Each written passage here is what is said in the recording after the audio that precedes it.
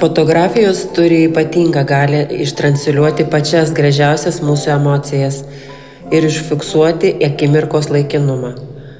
Šiuose nuotraukose vienos šeimos istorija, kurios likimas nuvedė į Kretingos rajono Budrių kaimą. Mažai smalsiai mergaitei ir jos žaviam broliukui šventinis laukimas tapdavo ypatingu, nes jų mamos kruopštus ruošimasis mokyklos šventiniai programai tik sustiprindavo vaikų emocijas bei fantaziją.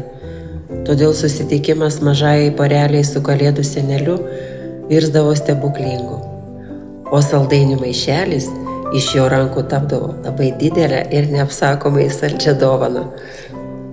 Vaikai užaugo, o žavi mokytoja, sušildžiusi ne vieną mažą širdelę ir išleidusi ne vieną laidą pradinuko, liko tik artimųjų širdyse bei prisiminimuose.